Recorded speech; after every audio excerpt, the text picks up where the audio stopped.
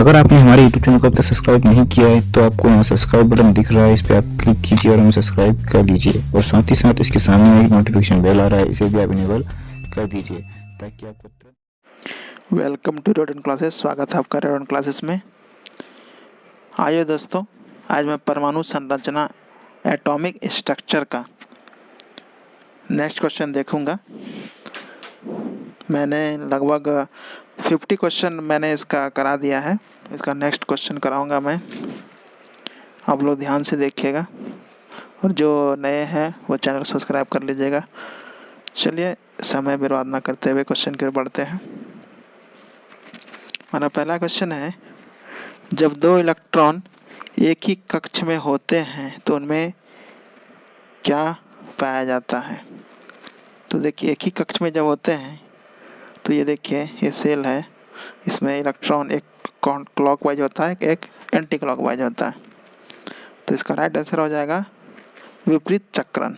विपरीत चक्रण मीन्स क्या हुआ, एक क्लॉकवाइज हो गया और एक एंटी क्लॉकवाइज। चलिए नेक्स्ट क्वेश्चन की ओर बढ़ते हैं।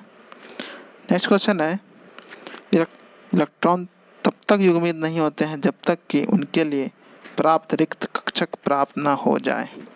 यह सिद्धांत कहलाता है। तो यह सिद्धांत किसने दिया था? यह हुंड का नियम है, हुंड ने दिया था। इसको आइए थोड़ा समझ लें। इसमें ये सेल है, जब तक इसमें ये पूरा भर नहीं जाता तब तक इसमें दूसरा युग्मित नहीं होता इलेक्ट्रॉन। मीन्स ये सेल में ये क्लॉकवाइज, पहले सभी सेल में क्लॉकवाइज इलेक्ट्रॉन भरेगा। उसके बाद जब कंप्लीट हो जाएगा ये क्लॉकवाइज, तब ये एंटी क्लॉक स्टार्ट होगा।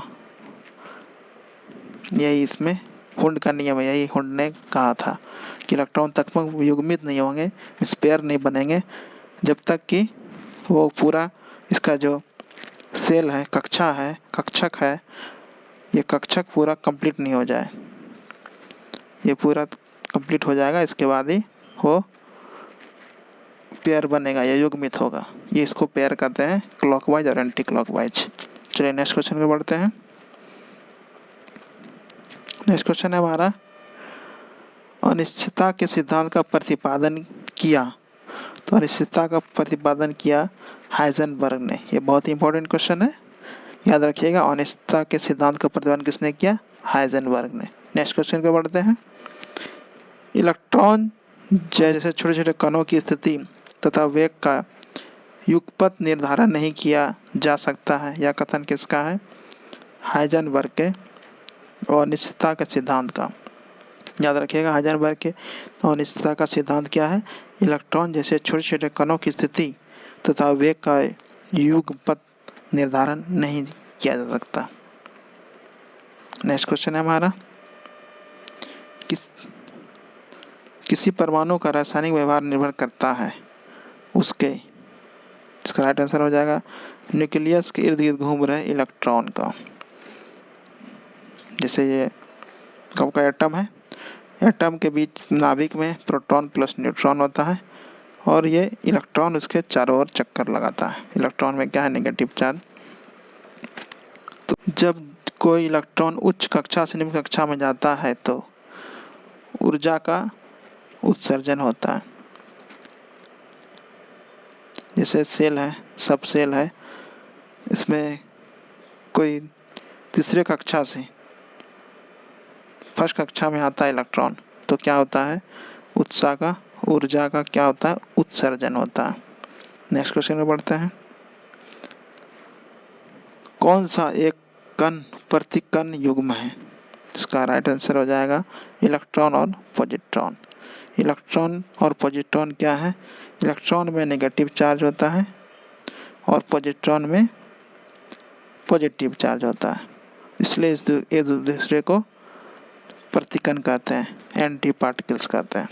नेक्स्ट क्वेश्चन पर बढ़ते हैं। किसी नाभिक का परमाणु संख्या Z तथा द्रव्यमान संख्या m है तो न्यूट्रॉन की संख्या कितनी होगी? तो हम क्या होता है, द्रव्यमान संख्या बराबर होता है m बराबर p प्लस n, और परमाणु संख्या क्या होता है, Z बराबर P और इलेक्ट्रॉन के दोनों के बराबर होता है, प्रोटॉन इलेक्ट्रॉन के बराबर। तो यहाँ पे हम P के जगह पे Z दे सकते हैं, तो N बराबर क्या हो जाएगा, M माइनस Z। इसका राइट आंसर हो जाएगा M minus Z, option number B. Next question की ओर बढ़ते हैं। परमाणु संख्या Z द्रव्यमान संख्या A की परमाणु इलेक्ट्रॉन की संख्या है। तो ये मैंने बताया था, परमाणु संख्या बराबर प्रोटॉन संख्या बराबर इलेक्ट्रॉन संख्या। तो इलेक्ट्रॉन संख्या क्या हो जाएगा इसमें, परमाणु संख्या जो है इसका राइट ऑप्शन हो जाएगा option number A. Option number A इसका राइट आंसर हो जाएगा। नेक्स्ट क्वेश्चन की ओर बढ़ते हैं। जब तत्व में इलेक्ट्रॉन और न्यूट्रॉन की संख्या क्रमशः 18 तथा 20 है तो इस तत्व की द्रव्यमान संख्या है। तो द्रव्यमान संख्या क्या होता है, ए बराबर P प्लस N, इस प्रोटॉन प्लस न्यूट्रॉन। इसमें प्रोटॉन नहीं दिया हुआ है, बट क्या है, प्रोटॉन और इलेक्ट्रॉन की संख्या बराबर होती है। तो प्रोटॉन और इलेक्ट्रॉन जब बराबर होती है तो इसमें इलेक्ट्रॉन दिया हुआ है 18, तो प्रोटॉन, तो यहाँ पे प्रोटॉन भी 18 लेंगे, प्लस न्यूट्रॉन कितना है 20, दोनों को ऐड करेंगे तो कितना हो जाएगा 38, 38। इसका राइट आंसर हो जाएगा 38। नेक्स्ट क्वेश्चन में बढ़ते हैं। जब एक परमाणु में 9 इलेक्ट्रॉन, 9 प्रोटॉन, 10 न्यूट्रॉन है तो द्रव्यमान संख्या होगी। द्रव्यमान संख्या और क्या होता है, ए बराबर P प्लस N।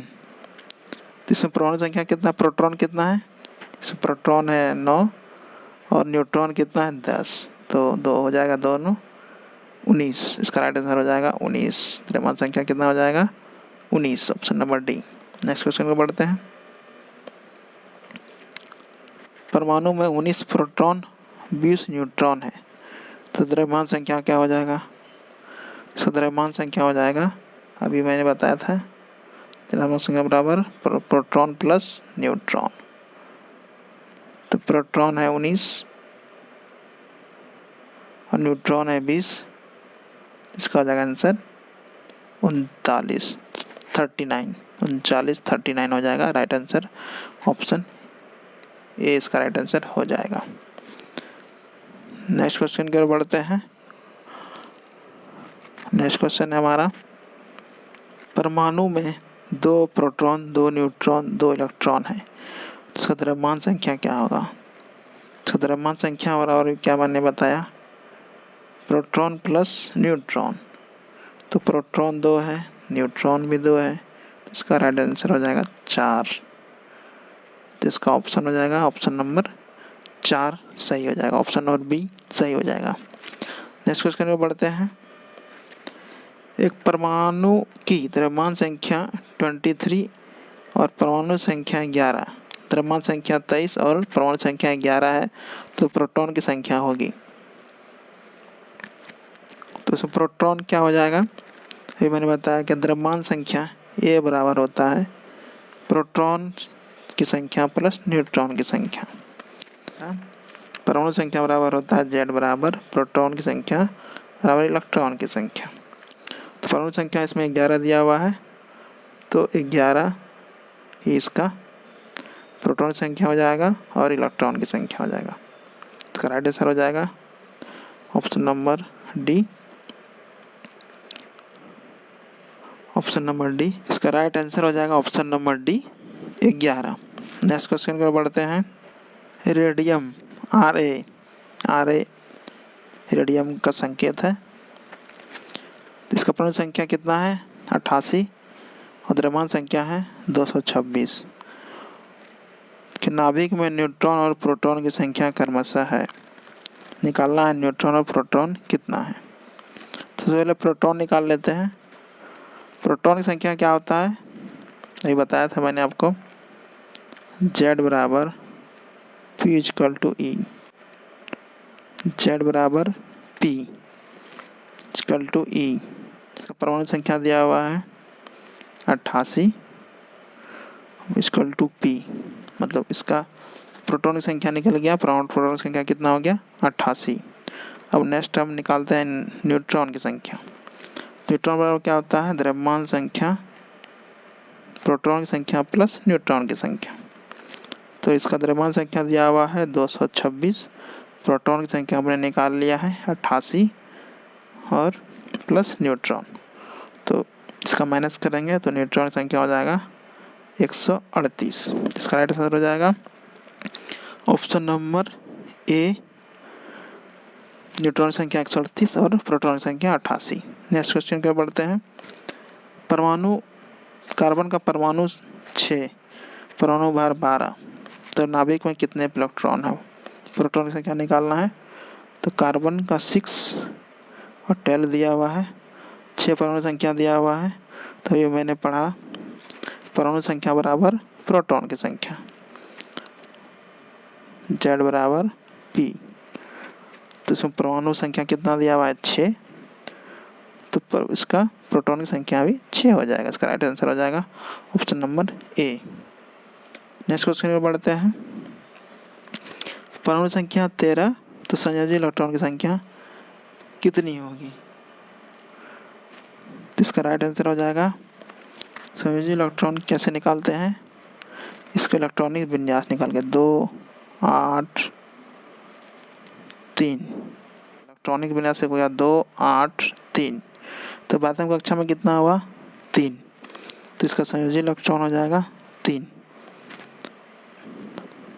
अगर ये 5 से ज़्यादा होता तो 8 माइनस कर देते उसमें, तो उतना ही संयोजी इलेक्ट्रॉन हो जाता, ऐसे निकाला जाता। तो ये 5 से कम है, इसलिए इसका बाह्यतम कक्षा हो जाएगा 3, इसलिए इसका राइट आंसर हो जाएगा 3। नेक्स्ट क्वेश्चन की ओर बढ़ते हैं। नेक्स्ट क्वेश्चन है हमारा, परमाणु संख्या 17, द्रव्यमान संख्या 35, तो क्लोरीन परमाणु के नाभिक में होते हैं। इसमें परमाणु संख्या, क्लोरीन का परमाणु संख्या 17, द्रव्यमान संख्या 35।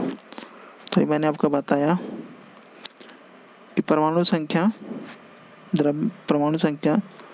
प्रोटॉन के बराबर होता है और इलेक्ट्रॉन के, तो इसमें इलेक्ट्रॉन और प्रोटॉन कितना हो जाएगा 17 और 17। तो इसका ऑप्शन देख लीजिए, 18 प्रोटॉन गलत है, 35 प्रोटॉन गलत है। अब ये दोनों ऑप्शन बचा है बी और डी। अब इसमें न्यूट्रॉन देखते हैं कितने हैं। न्यूट्रॉन हो जाएगा, द्रव्यमान संख्या क्या होता है, द्रव्यमान संख्या बराबर होता है प्रोटॉन की संख्या प्लस न्यूट्रॉन की संख्या।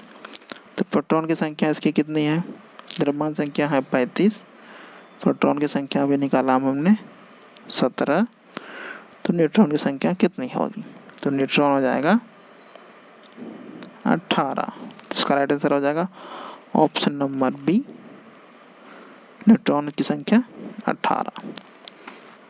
इसी के साथ आज का वीडियो समाप्त होता है दोस्तों। नेक्स्ट वीडियो के लिए आप सब्सक्राइब करें, मैं इसका नेक्स्ट वीडियो लाऊंगा और नेक्स्ट क्वेश्चन लाऊंगा जो कि एग्ज़ाम के लिए बहुत ही महत्वपूर्ण है। कृपया चैनल को सब्सक्राइब करें और लाइक करें, और अच्छा लगे तो दोस्तों के साथ शेयर करें।